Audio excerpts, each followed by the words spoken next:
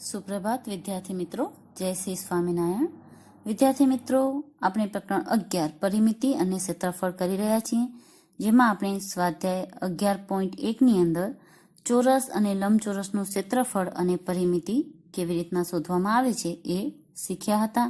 હવે આજે આપણે લંબચોરસના ભાગ તરીકે અને ચોરસના ભાગ તરીકે ત્રિકોણનું ક્ષેત્રફળ કેવી રીતના શોધવામાં આવે છે એ શીખીશું।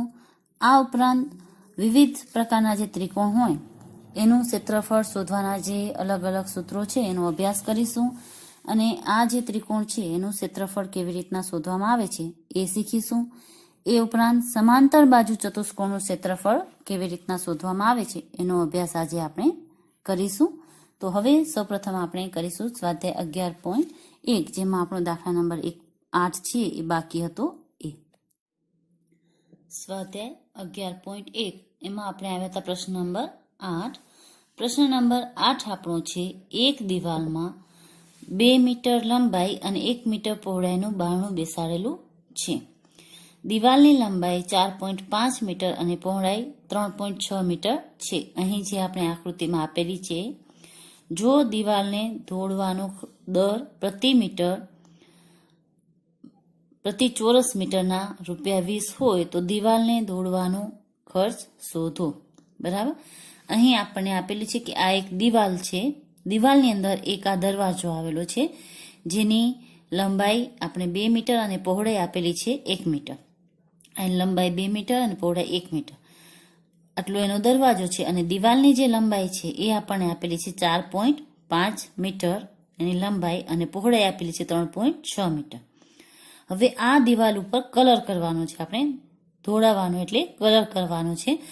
તો આ દિવાલ ઉપર આપણે કલર કરાવીએ તો 1 ચોરસ મીટર એટલે કે એક આટલું ચોરસ મીટર કરાવીએ તો એનો ખર્ચ છે ₹20। તો આ આખી દિવાલને આપણે કલર કરાવીએ તો એનો કુલ ખર્ચ કેટલો થશે? તો આ જે દિવાલની લંબાઈ અને પહોળાઈ છે એ લઈ અને આપણે એનું પેલા ક્ષેત્રફળ શોધવું પડશે, કેમ કે આખી દિવાલની અંદર કરવાનો છે એનો કલર, એટલે ક્ષેત્રફળ શોધી એમાંથી આ દરવાજાનું જે ક્ષેત્રફળ છે એ બાદ કરવું પડશે, કેમ કે દરવાજાની અંદર આપણે કલર કરાવતા નથી। તો એટલું જે જગ્યા છે એ બાદ કરવી પડશે અને પછી જેટલા ચોરસ મીટર આવશે એને ગુણ્યા આપણે 20 કરવાના, કેમ કે 1 ચોરસ મીટરનો ખર્ચ ₹20 છે। તો અહીં જેટલા ચોરસ મીટર આવે એને ગુણ્યા 20 કરીએ તો આપણને આ દિવાલને કલર કરવાનો જે કુલ ખર્ચ છે એ મળી જશે। તો હવે આપણે પ્રશ્ન નંબર 8નો જે જવાબ છે એ કરીશું। હું અહીં જવાબ કરું છું ડાયરેક્ટ, તમારે જે પ્રશ્ન છે એ લખી લેવાનો છે બુકમાંથી। જવાબ 8 એમાં સૌપ્રથમ આપણે દિવાલનું ક્ષેત્રફળ શોધીશું।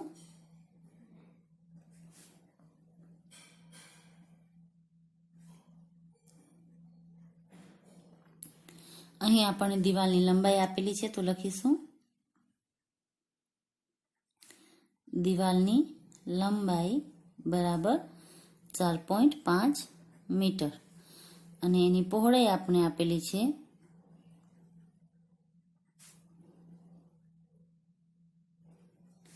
3.6 મીટર। બરાબર, હવે એનું ક્ષેત્રફળ આપણે શોધીએ તો દિવાલનું ક્ષેત્રફળ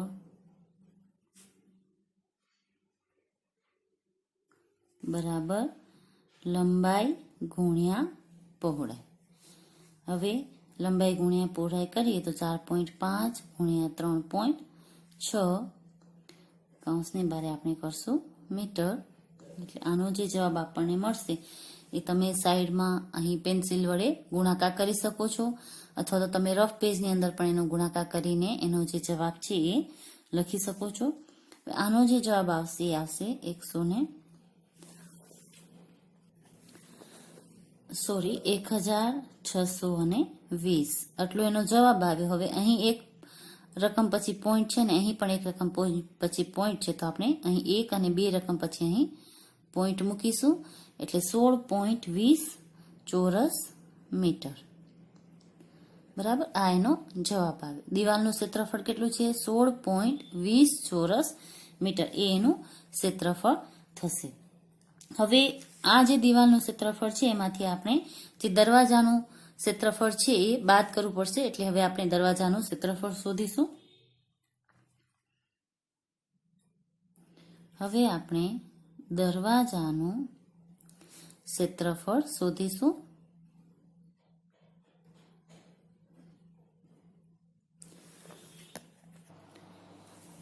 તો અહીં આપણે દરવાજાની લંબાઈ લખીએ.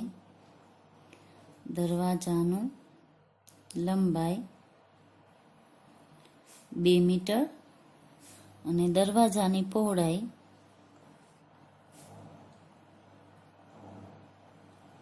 1 મીટર છે. બરાબર. હવે એનું આપણે ક્ષેત્રફળ શોધીએ. તો દરવાજાનું ક્ષેત્રફળ બરાબર લંબાઈ ગુણ્યા પહોળાઈ બરાબર 2 ગુણ્યા 1 મીટર બરાબર 2 ચોરસ મીટર. બરાબર. આ જે છે એ દરવાજાનું ક્ષેત્રફળ થયું. તો હવે દિવાલના ક્ષેત્રફળમાંથી આપણે દરવાજાનું જે ક્ષેત્રફળ છે એ બાદ કરવું પડશે. તો આપણે ખબર પડશે કે એને દોડાવવાનો જે ખર્ચ છે એ કેટલો થશે. હવે દિવાલના ક્ષેત્રફળમાંથી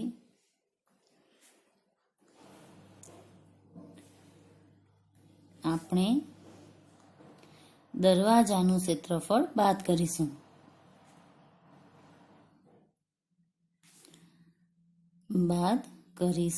એટલે જે આપણને દિવાલ જેટલી દિવાલમાં કલર કરવાનો છે એનો ખર્ચ મળી રહેશે.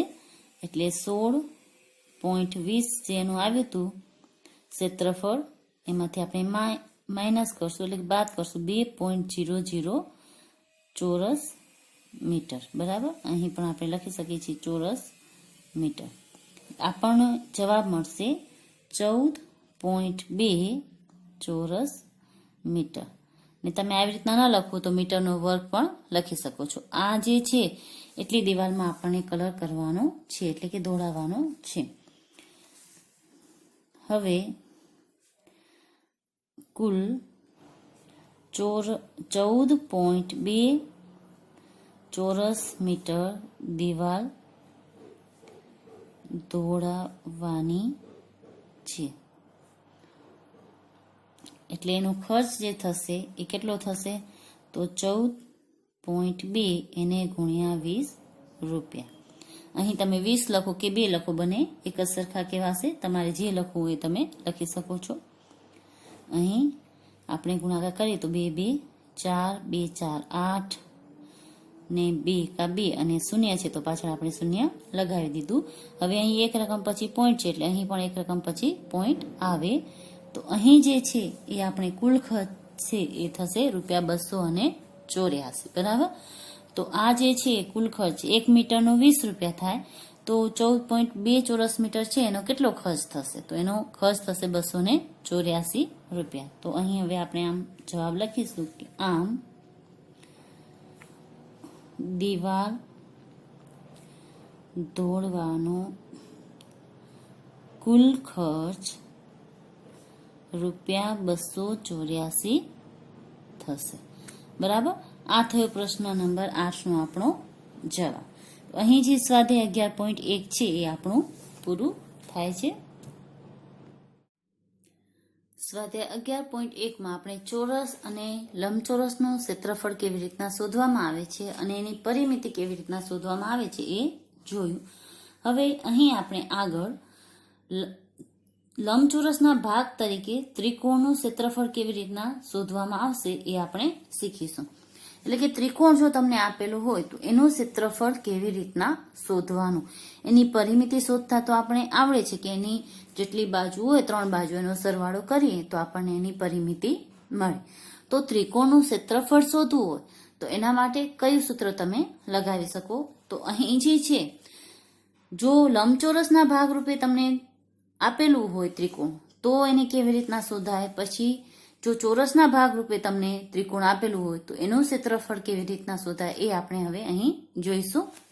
અહીં એક લંબચોરસ આપેલું છે તમને જેની તમને લંબાઈ આપેલી છે 8 સેમી અને પહોળાઈ આપેલી છે 5 સેમી. હવે આ 8 સેમી અને 5 સેમી વાળું જે લંબચોરસ આપેલું છે એમાંથી એક વિકર્ણ દોરી વચ્ચેથી અને એના 2 ભાગ પાડ્યા છે હવે આ બંને ભાગ છે એ ત્રિકોણ બને છે. અહીં તમે જોશો તો અહીં આ એક ત્રિકોણ બન્યું અને અહીં આ બીજું ત્રિકોણ બન્યું. હવે આ બંને ત્રિકોણ જે છે એ આપણે જે લંબચોરસ છે એનો વચ્ચેથી એક વિકર્ણ દોર્યો એટલે એના બે ભાગ પડ્યા એનો આપણે ત્રિકોણ મળ્યો. હવે જ્યારે આપણે લંબચોરસમાંથી આવી રીતના કોઈ પણ બે ત્રિકોણ બનાવીએ વિકર્ણના ભાગ કરીને તો આ બંને જે ત્રિકોણ છે એક જ સરખા હશે એટલે કે એકરૂપ હશે. અહીં કહ્યું છે કે શું બંને ત્રિકોણ એકરૂપ પણ છે? હા, એ બંને ત્રિકોણ એકરૂપ છે. એ બંને ત્રિકોણના ક્ષેત્રફળ એક જ સરખા છે. એ બંને બરાબર એક જ સરખા છે. આ બધેમાં જવાબ આવશે હા. અને બંને ત્રિકોણનું ક્ષેત્રફળ કેટલું હશે? તો જેટલું આનું હશે એટલું આનું હશે. બરાબર, તો એનું કેટલું હશે? તો જેટલું લંબચોરસનું ક્ષેત્રફળ હશે એનું અડધું હશે, કેમ કે અહીં આપણે ત્રિકોણ બે ભાગ કર્યા છે. બે ભાગ કર્યા છે એટલે એનું જેટલું ક્ષેત્રફળ હોય એને આપણે બે ભાગ એટલે કે એને અડધા કરીએ એટલું એક ત્રિકોણનું ક્ષેત્રફળ હશે. તો આપણે જો લંબચોરસનું જે ક્ષેત્રફળ શોધતા હતા એનું સૂત્ર હતું લંબાઈ ગુણ્યા પહોળાઈ, જે લંબચોરસનું ક્ષેત્રફળ શોધ્યું એનું. હવે આપણે જો એક ત્રિકોણનું અહીં ક્ષેત્રફળ શોધવું હોય તો એનું જે ક્ષેત્રફળ શોધ્યું હતું એને આપણે ભાગ્યા 2 કરીએ અથવા તો 1/2, અડધા એટલે 1/2 કરીએ તો આપણને જે એક ત્રિકોણ છે એનું ક્ષેત્રફળ મળે. તો અહીં જે છે એ તમને સૂત્રથી દર્શાવ્યું છે કે તમારે જો ત્રિકોણનું ક્ષેત્રફળ શોધવું હોય તો જે લંબચોરસનું ક્ષેત્રફળ હતું એને ગુણ્યા 1/2 કરવાના. 1/2 એટલે કે ભાગ્યા 2. એક તો અહીં ગુણાકારમાં આવી જાય અને એને ભાગ્યા 2 આપણે કરીએ એટલે આપણને લંબચોરસનું જે ક્ષેત્રફળ આપણે શોધી એને ભાગ્યા 2 કરીએ એટલે આપણે ત્રિકોણનું ક્ષેત્રફળ મળી જાય. અને બંને ત્રિકોણના ક્ષેત્રફળ સરખા હોય એટલે જેટલું આનું ક્ષેત્રફળ હશે એટલું ને એટલું આનું ક્ષેત્રફળ હશે. અહીં લંબચોરસનું સૂત્ર લખ્યું છે કે લંબાઈ ગુણ્યા પહોળાઈ, એને ગુણ્યા આપણે 1/2 કરીએ તો આપણને જે છે એનું ક્ષેત્રફળ મળશે ત્રિકોણનું. અહીં આ જે લંબચોરસ છે એની લંબાઈ અને પહોળાઈ મૂકેલી છે. પહેલા એનું ક્ષેત્રફળ શોધ્યું તો એનું ક્ષેત્રફળ થાય 40 સેન્ટીમીટર અને એને ભાગ્યા આપણે 2 કરીએ એટલે 20 સેન્ટીમીટર જે છે એક ત્રિકોણનું ક્ષેત્રફળ થશે. તો જ્યારે લંબચોરસમાં માપ આપેલું હોય તમને અને આવી રીતના વિકર્ણથી એના ભાગ કરેલા હોય ત્રિકોણના તો તમે આ સૂત્રની મદદથી લંબાઈ ગુણ્યા પહોળાઈ તો હતો જ એને ભાગ્યા 2 કરીને લખી શકો છો અથવા તો એને ગુણ્યા 1/2 કરી ને તમે જે છે આ સૂત્રના મદદથી ત્રિકોણનું ક્ષેત્રફળ શોધી શકો છો. હવે આ થયું લંબચોરસના આપણે ભાગ કર્યા અને એમાંથી જે ત્રિકોણ બન્યા એનામાંથી આપણે જે છે એનું ક્ષેત્રફળ કેવી રીતના શોધીએ એ. હવે અહીં જે છે બીજા ચિત્રમાં તમને ચોરસ આપેલું છે. હવે આ ચોરસની અંદર બે વિકર્ણ દોરેલા છે, એક આવી રીતના અને બીજો આવી રીતના. તો આ બે વિકર્ણ જ્યારે દોરે છે તો અહીં 4 ત્રિકોણ બને છે. બે ત્રિકોણ બનતા નથી પરંતુ 4 ત્રિકોણ બને છે. હવે આ ચારેય ત્રિકોણના જો આપણે માપ શોધવા હોય તો આપણે જે લંબચોરસનું ક્ષેત્રફળ શોધ્યું હતું એને ગુણ્યા 1/4 ચોરસનું જે ક્ષેત્રફળ શોધ્યું હોય એને ગુણ્યા 1/4 કરીએ એટલે આપણને આ એક જે ત્રિકોણ છે એનું માપ મળી રહે. તો અહીં જો દરેક ત્રિકોણનું ક્ષેત્રફળ આપણે શોધવું હોય તો ચોરસનું ક્ષેત્રફળ એને ગુણ્યા 1/4 અથવા તો ચોરસનું ક્ષેત્રફળ એને ભાગ્યા તમે 4 કરો એટલે તમને જે છે એ આ જે એક ત્રિકોણ છે એના ક્ષેત્રફળનું માપ છે એ સરળતાથી મળી જશે. બરાબર, તો અહીં તમને જે ચોરસ આપેલો છે એ 5 સેમી બાજુવાળો છે એટલે અહીં પણ 5 સેમી છે અને અહીં પણ 5 સેમી છે. હવે આનું જો તમે ક્ષેત્રફળ શોધો તો 5 × 5 = 25 થાય. 25 ચોરસ સેમી થશે તો એને ભાગ્યા તમારે કરવાના છે 4 એટલે કે ગુણ્યા 1/4 કરો એટલે તમને એક જે ત્રિકોણ છે એનું ક્ષેત્રફળ મળશે 6.25 સેન્ટીમીટર. બરાબર, તો જ્યારે ચોરસની અંદર ત્રિકોણ આપેલા હોય અને જો 4 ત્રિકોણ હોય તો તમારે ગુણાકારમાં 1/4 કરવાનું અને જો 2 ત્રિકોણ હોય તો અહીં પણ તમે ગુણ્યા 1/2 કરી શકો છો. અહીં કેટલા ચોરસમાંથી કેટલા ત્રિકોણ બનાવવાના છે એ તમારે સૌપ્રથમ જોવાનું છે. હવે અહીં આપણને નીચે એક બીજી આકૃતિ આપેલી છે જે લંબચોરસની આપેલી છે, પરંતુ આ લંબચોરસમાંથી વિકર્ણ નથી દોર્યો અને એના બે ભાગ ત્રિકોણમાં નથી કર્યા. બે ભાગ કર્યા છે લંબચોરસના પરંતુ એ ત્રિકોણમાં કર્યા નથી. તો આનું ક્ષેત્રફળ જે આટલો ભાગ છે એનું ક્ષેત્રફળ કેવી રીતના શોધવાનું? હવે અહીં તો તમારું નથી ત્રિકોણ બનતો, નથી લંબચોરસ બનતો કે નથી ચોરસ બનતો સરખું. તો એનું ક્ષેત્રફળ કેવી રીતના શોધવાનું? તો અહીં તમને આપેલું છે કે જે આ લંબચોરસ છે એની લંબાઈ કુલ 6 સેમી છે અને પહોળાઈ છે 4 સેમી. હવે આ લંબચોરસનું જે આપણે ક્ષેત્રફળ શોધી લેવાનું સૌપ્રથમ, પછી આપણે એના જેટલા ભાગ કરીએ એટલા ભાગ વડે એને અહીં ગુણવાનું. એમાંથી એક ભાગ લેવો તો 1/2 વડે એને ગુણાકાર કરવાનો, અથવા તો ભાગાકાર કરો 2 વડે તો પણ ચાલે. તો અહીં સૌપ્રથમ આપણે આનું ક્ષેત્રફળ શોધીએ તો લંબાઈ ગુણ્યા પહોળાઈ એટલે 6 4 24, એને ભાગ્યા તમે 2 કરો, એના 2 ભાગ કરેલા છે એટલે 2 કરો તો તમને એક ભાગનું જે ક્ષેત્રફળ છે એ મળી જાય. પરંતુ એમાં નિયમ એ છે કે આ જે ભાગ છે એક જ સમાન હોવા જોઈએ, એકરૂપ હોવા જોઈએ. અહીં 2 સેમી છે તો અહીં પણ 2 સેમી છે, અહીં 4 સેમી છે તો અહીં 4 સેમી છે. એટલે આનું જે માપ છે બાજુઓના એ એક સરખા હોવા જોઈએ, એકરૂપ હોવા જોઈએ, તો જ એનું ક્ષેત્રફળ જે છે એ એક સરખું આવે. તો આપણે એને ભાગાકાર કરી શકીએ લંબચોરસનું ક્ષેત્રફળ શોધીને. જો ભાગ અલગ અલગ હોય તો તમે આ સૂત્રનો ઉપયોગ એમાં કરી શકો નહીં. બરાબર? તો અહીં જો આનું આપણે ક્ષેત્રફળ શોધવાનું કોઈ પણ એક ભાગનું, તો લંબચોરસનું ક્ષેત્રફળ એને ગુણ્યા 1/2 અથવા તો ભાગ્યા 2 કરો એટલે તમને એનો જે જવાબ છે એ સરળતાથી મળી જશે. હવે અહીં જે છે એ આપણે શીખીશું સમાંતર બાજુ જો તમને ચતુષ્કોણ આપેલું હોય તો એનું ક્ષેત્રફળ કેવી રીતના શોધવાનું. હવે અહીં આપણે લંબચોરસ, ચોરસ કે ત્રિકોણ નથી શોધવાનું, પરંતુ સમાંતર બાજુ કોઈ પણ ચતુષ્કોણ એવું છે કે જેની 2 બાજુ સામસામેની જે 2 બાજુ છે એ સમાંતર હોય તો એનું ક્ષેત્રફળ કેવી રીતના શોધવાનું? જેમ કે અહીં આપણે આ ચિત્ર જોઈશું તો આ અને આ બાજુ અને આ બાજુ 2 સમાંતર છે, એવી જ રીતના આ 2 બાજુ છે એ પણ સમાંતર છે, તો આને આપણે સમાંતર બાજુ ચતુષ્કોણ કહી શકીએ. હવે અહીં આ નથી લંબચોરસ, નથી ચોરસ કે નથી ત્રિકોણ. તો આનું જો ક્ષેત્રફળ શોધવું હોય તો આની અંદર આપણે કયું સૂત્ર લગાવવું પડે? તો એ સમજવા માટે આપણે નીચે એક બીજી આકૃતિ આપેલી છે તમને. હવે આપણે જો લંબચોરસ હોય તો એનું ક્ષેત્રફળ શોધીએ તો એનામાં આપણે શું કરીએ? લંબાઈ ગુણ્યા પહોળાઈ. હવે અહીં લંબચોરસ એક્ઝેક્ટ નથી કરેલું તમને, બરાબર? સમાંતર બાજુ ચતુષ્કોણ છે, લંબચોરસ જેવું નથી, પરંતુ એની લંબાઈ તો આ છે તો લંબાઈમાં તમે એ લખી શકો. તો અહીં જે લંબાઈ છે એને કહેવામાં આવશે આધાર. લંબાઈને શું કહેવામાં આવશે? અહીં આધાર. બરાબર? એનું સૂત્ર લખશે એમાં. અને એની પહોળાઈ, જે લંબચોરસમાં પહોળાઈ હોય એ આપણે આ કહી, પરંતુ અહીં પહોળાઈ નહીં કહેવાય, એને કહેવાશે ઊંચાઈ. એમાં આ જે ક્રોસ છે એને આપણે લેવાનું નથી, એની ઊંચાઈ જે છે અહીંથી અહીં સુધીને લેવાશે. આવી રીતના જે ક્રોસમાં આપેલી છે એ લેવાશે નહીં. અહીંથી જ્યાં કાટખૂણું બને એ એની ઊંચાઈ લેવાશે. તો અહીં જે સૂત્ર છે એમાં લેવાશે આધાર, એટલે કે આ નીચેનું જે હોય ભાગ આ કે આ એ, અને એને ગુણ્યા કરવાની આપણે એની ઊંચાઈ. લંબાઈ ગુણ્યા પહોળાઈ નહીં, પરંતુ આધાર ગુણ્યા ઊંચાઈ. બરાબર? એટલે એનું જે સૂત્ર બનશે આપનું એ બનશે સમાંતર બાજુ ચતુષ્કોણનું ક્ષેત્રફળ બરાબર આધાર ગુણ્યા ઊંચાઈ. આધાર એટલે બી, જે તમે આપણે બ્રેથ કહીએ છીએ, જે પહોળાઈમાં તમે લખો છો એ જ. બરાબર? તો એ આવશે. અને સોરી, લંબાઈમાં જે તમે અહીં લ્યો છો આધાર, બ્રેથ ગુણ્યા એચ, એટલે આધાર ગુણ્યા ઊંચાઈ, એ એનું સૂત્ર બનશે. તો સમાંતર બાજુ જે આ ચતુષ્કોણનું ક્ષેત્રફળ શોધવાનું હોય ત્યારે આવી રીતના એની ઊંચાઈ શોધી લેવાની છે, એને એચ નામ આપવાનું છે, અને એનો આધાર જે હોય, બેઝ જે હોય, એને આપણે કહેશી, આને કહેવામાં આવે બેઝ, BASE બેઝ, એટલે કે એનો આધાર.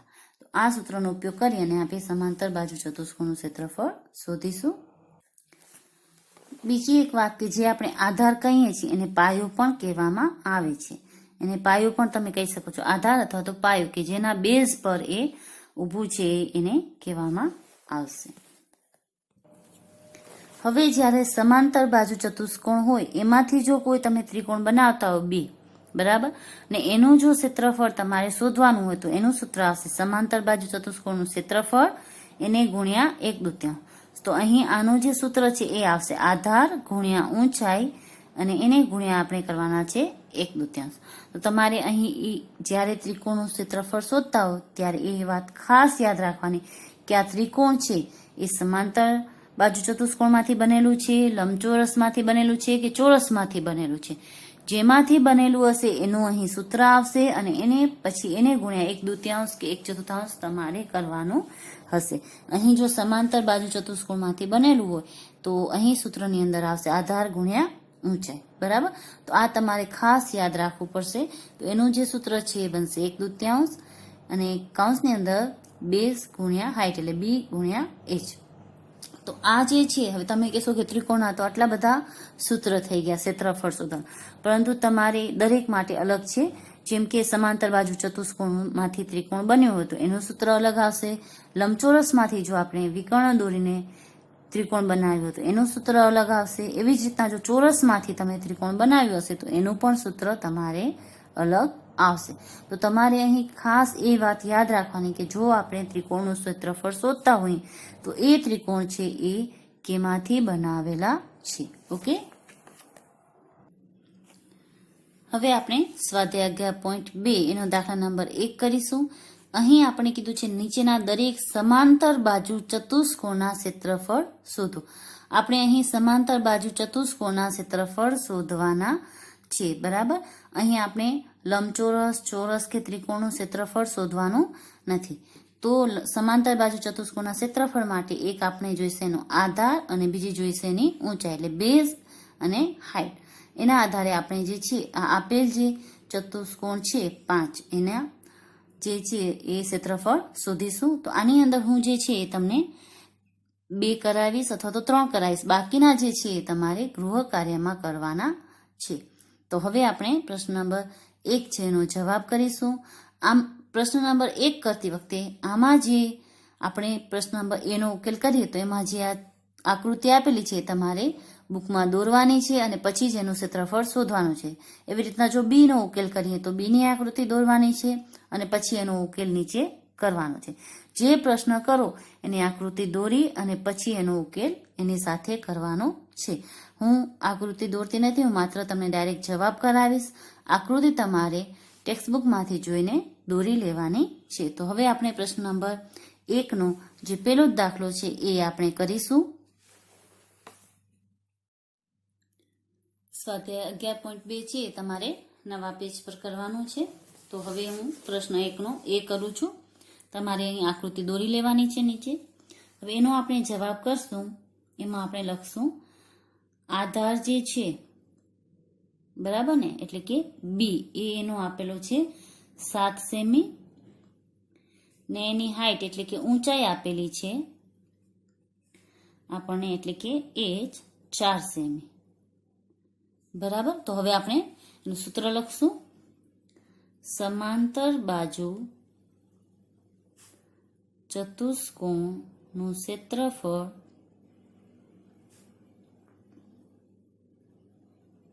બરાબર બી ગુણ્યા એચ એટલે કે આધાર ગુણ્યા ઊંચાઈ. બરાબર, તો હવે એનું આપણે શોધીએ તો અહીં આવશે 7 સેમી ગુણ્યા 4 સેમી એટલે 7 4 28 જે સેન્ટીમીટર છે એનું ક્ષેત્રફળ થશે. ઉપર વર્ગ કરી નાખવાનો અને જો તમારે વર્ગ ન કરવો હોય તો ચોરસ સેન્ટીમીટર લખી દેવાનું છે.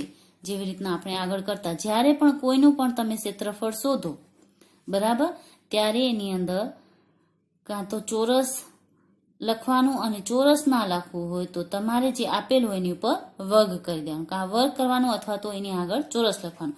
સેન્ટીમીટર હોય તો સેન્ટીમીટરમાં, મીટર હોય તો મીટરમાં, એવી રીતના. ક્યારે પણ કોઈનું પણ ક્ષેત્રફળ શોધીએ ત્યારે જે જવાબ છે એ ચોરસમાં આવે. ચોરસ મીટર અથવા તો ચોરસ સેન્ટીમીટર અથવા તો વર્ગમાં એનો. અને પરિમિતિ શોધીએ ત્યારે આપણે સામાન્ય જ લખવાનું કે આટલા સેન્ટીમીટર કે આટલા મીટર. અને જો તમે ક્ષેત્રફળ શોધો તો આવી રીતના દર્શાવવું જરૂરી છે. જો એવી રીતના ન દર્શાવો તો તમારો જે છે તમે દર્શાવ્યું છે એ ખોટું કહેવાય. બરાબર, હવે બી છે, સી છે અને એ તમારે ગૃહ કાર્યમાં કરવાનો છે. હવે હું તમને કરાવું છું ડી. બરાબર, તો આનું આપણે ડી કરીશું, જેમાં આપણને એની ઊંચાઈ આપેલી છે. ઊંચાઈ એટલે આપણને આપેલો છે એચ 4.8 સેમી અને એનો આધાર એટલે કે એનો બેઝ આપેલો છે આપને 5 સેમી. બરાબર. તો આ જ સૂત્ર લાગશે.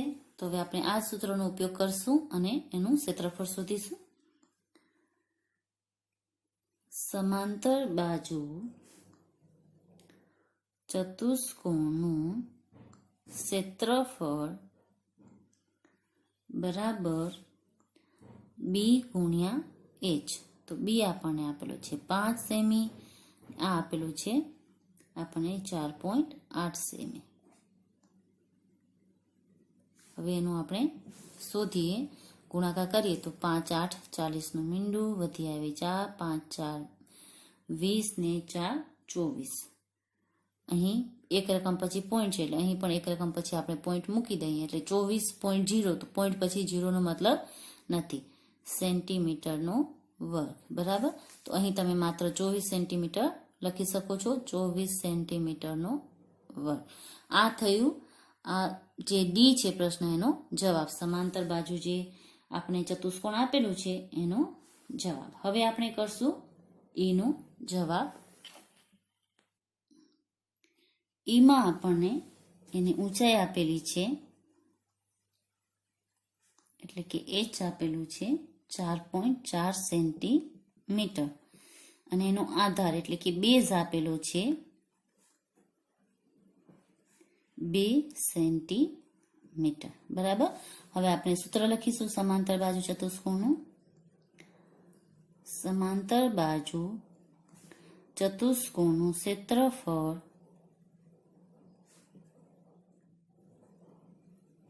બરાબર બી ગુણ્યા એચ. બી આપેલો છે 2 સેન્ટીમીટર, એચ આપેલો છે 4.4 સેન્ટીમીટર. આનો આપણે ગુણાકાર કરીએ તો 2 4 8 અને 2 4 8 અને એક રકમ પછી પોઈન્ટ એટલે અહીંયા આવશે પોઈન્ટ, સેન્ટીમીટરનો વર્ગ. આ થયો આપણો જવાબ. અહીં જે જવાબ આવે એમાં આપણે વર્ગ કરવાનું ખાસ યાદ રાખવાનું છે. તો અહીં આપણો પ્રશ્ન નંબર 1 છે પૂરો થયો. એમાં જે બાકીના છે બી અને સી એ તમારે ગૃહ કાર્યમાં કરવાના છે. હવે આપણે કરીશું પ્રશ્ન નંબર 2. પ્રશ્ન નંબર 2 છે આપણો નીચેના દરેક ત્રિકોણના ક્ષેત્રફળ શોધો. અહીં તમને 4 ત્રિકોણ આપેલા છે એના તમારે ક્ષેત્રફળ શોધવાના છે. હવે અહીં જો તમે ત્રિકોણમાં જોશો તો તમને એક આધાર આપેલો છે એનો અને બીજી ઊંચાઈ આપેલી છે.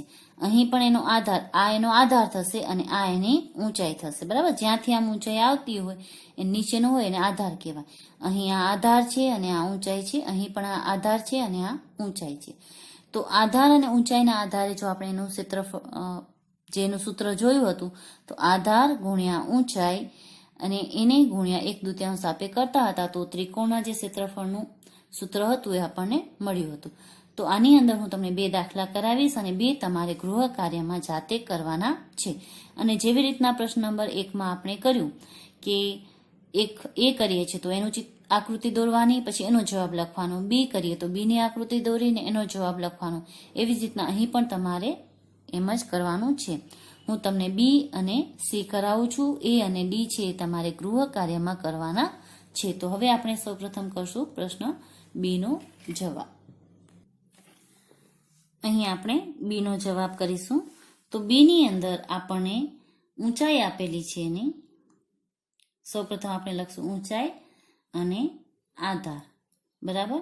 ઊંચાઈ એટલે એચ અને આધાર એટલે બી. તો અહીં એની ઊંચાઈ આપેલી છે 3.2 સેન્ટીમીટર અને એનો આધાર જે છે આપણે આપેલો છે 5 સેન્ટીમીટર. હવે જે આપણે ત્રિકોણનું ક્ષેત્રફળનું જે સૂત્ર છે એ આપણે લખશું. તો ત્રિકોણનું ક્ષેત્રફળ બરાબર 1/2 અને ગુણ્યા, અહીં ગુણ્યા કરો અથવા તમે કૌંસની અંદર પણ લખી શકો છો આવી રીતના બી ગુણ્યા એચ. બરાબર. આ એનું સૂત્ર છે. અને ગુણ્યા ના કરો ડાયરેક્ટ કૌંસ લખો તો પણ ચાલે. તો અહીં 1/2 ગુણ્યા બી છે આપણા 3.2 એને ગુણ્યા 5. તમે આવી રીતના કૌંસ ખોલીને પણ લખી શકો છો અને કૌંસની અંદર લખવું તો એવી રીતના પણ કરી શકો છો. બરાબર. હવે અહીં જે કટ થતા હોય આપણે કટ કરવાના. આ 2 થી કટ થાય 16 2 32 તો અહીં આવશે 1.6.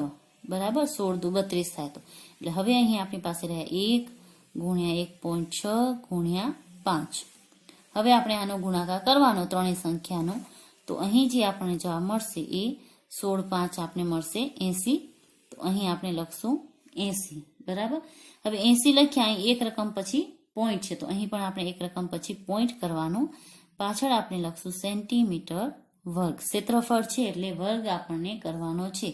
એટલે અહીં જે છે એ ત્રિકોણનું ક્ષેત્રફળ જે છે આપણે કેટલું મળ્યું? ત્રિકોણનું ક્ષેત્રફળ બરાબર 8 સેન્ટીમીટર વર્ગ. પોઈન્ટ પછી શૂન્ય છે તો એ કરવાની આપણને જરૂર નથી. બરાબર. તો આ થયો આપણો બી નો જવાબ. હવે હું તમને કરાવું છું સી.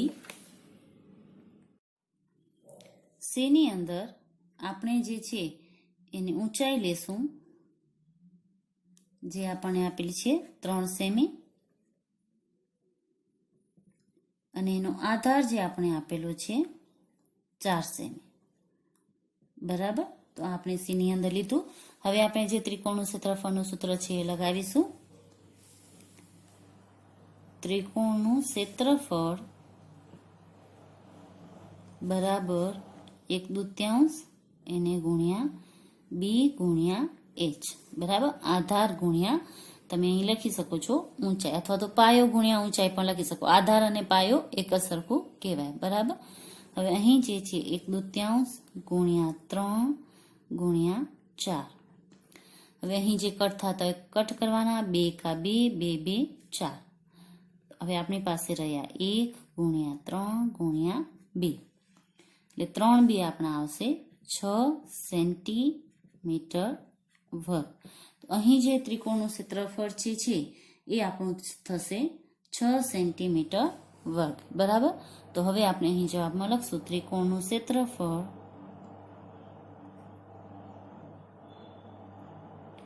બરાબર 6 સેન્ટીમીટરનો વર્ગ. આ થયો આપણો પ્રશ્ન નંબર સી નો જવાબ. હવે ગૃહ કાર્ય નોંધી લેશો.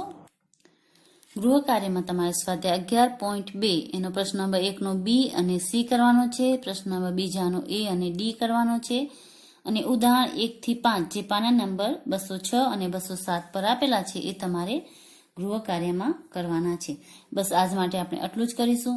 અને પછીનું જે સ્વાધ્યાય કાર્ય છે એ આપણે પછીના વિડીયોઝમાં કરીશું. આપનો દિવસ શુભ રહે. ઘરે રહો, સ્વસ્થ રહો. આભાર.